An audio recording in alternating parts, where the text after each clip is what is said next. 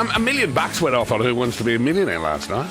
I did. I saw it advertised as it was a 7:30 show, I think, wasn't it? And I thought, hang on, it must be going off tonight. So we're going to speak with the bloke who won the $1 million a bit later on.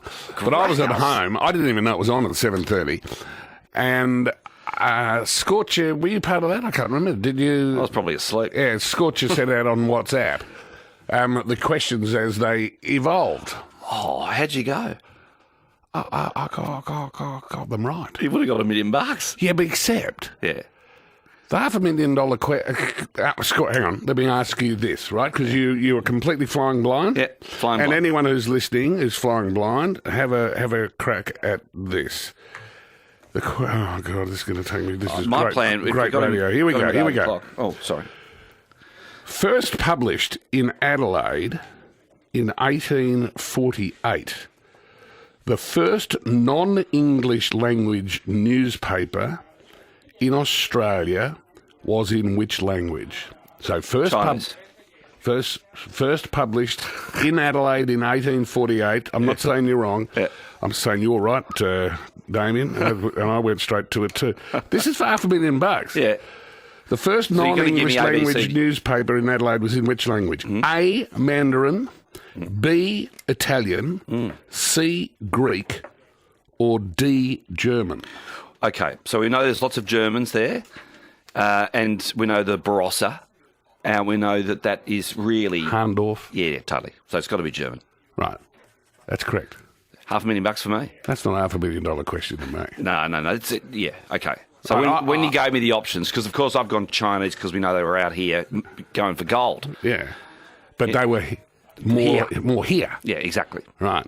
So $500,000. Joe, I was wondering, can we ask him when we're talking to him? We can ask him anything we like. Well, I want to know his shoe size. Do you reckon he'll know whether it's the right hand on top or the left hand on top with YMCA? That's very good. We'll ask him that. We should think of, you're a brainiac, you got $1 million.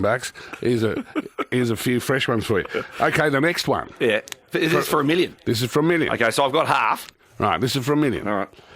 How many Australian Prime Ministers have been members for electorates in Queensland? Oh, okay. 1, 2, 3 or 4. I know, Scorch. I know. Electorates in Queensland, 1. Who's that? I don't know. Oh, come on. Programmatic specificity. I have that thing, Right. but it's Rudd, of course, Yeah. and that was the only one. Have I just won $1 million? No. Oh. Because I said to Scorch, I'm not sure the answer, but there's at least 2 because Frank Ford was Prime Minister for about 7 days. Okay. But Knackers passed on that question. He must have had one up the spout, right? So Okay. he passed. The answer was 4. Oh. And I was thinking to myself, well, that's logical because I knew it was Rudd and Ford. And then out of all the rest of them, Yeah, you'd have to think. you'd have to think there'd be at least 1 or 2. Yeah, see, okay. So, but he passed on that. All right. So for $1 million, which of these classic literary works was published first? Oh, the Bible. Published first. A, Yeah. The Count of Monte Cristo. B, A Tale of Two Cities. C, War and Peace. Or D, Les Miserables. I reckon that's hard. I think that is $1 million question. Yeah. And I would be entirely guessing. Right. I got it right. I got it right. And it was a guess. But only because you and I were discussing Yes. Dickensian London the other day I'm and wondering. asking when Dickensian London was. Which was later than we would have thought. Yeah.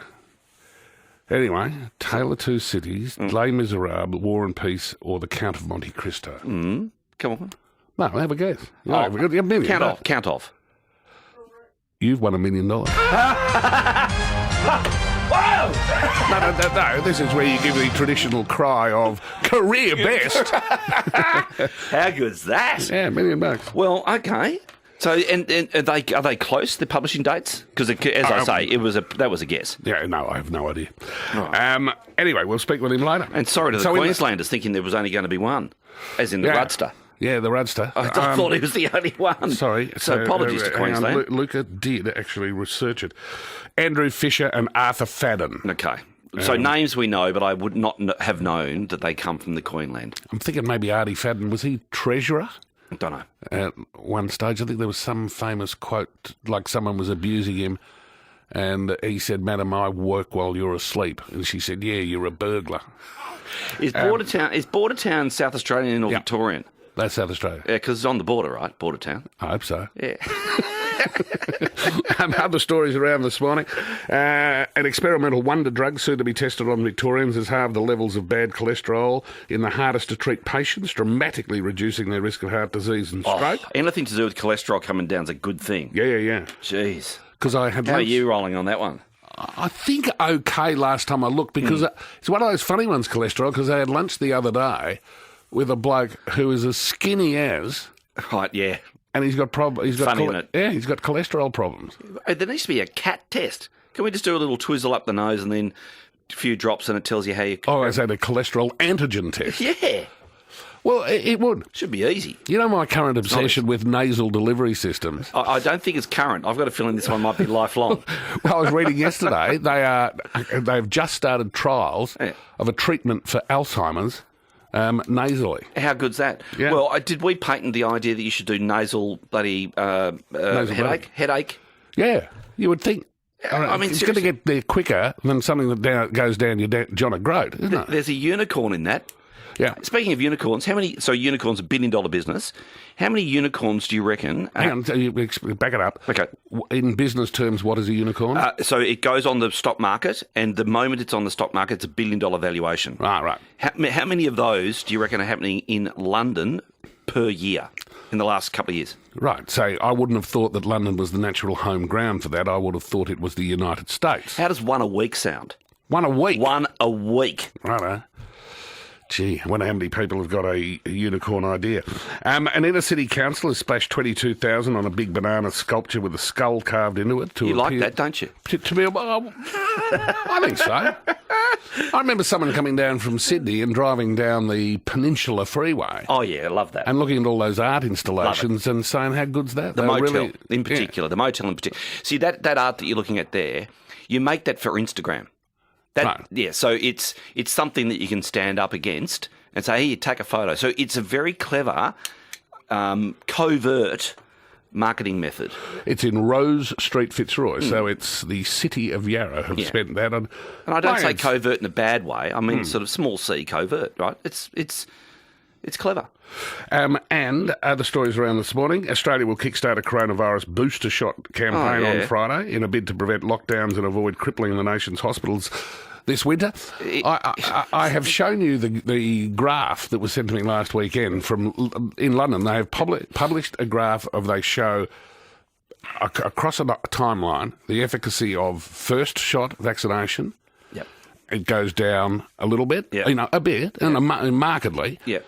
Then it flattens out while people wait whatever week it is for their second shot. Then it goes down markedly again. That is your chance of getting COVID. Yep. And then it starts to creep up. Goes along, but starts to creep up with every passing week till you get to the 6-month point. Yep. At which point people get their booster, and it plummets to near zero.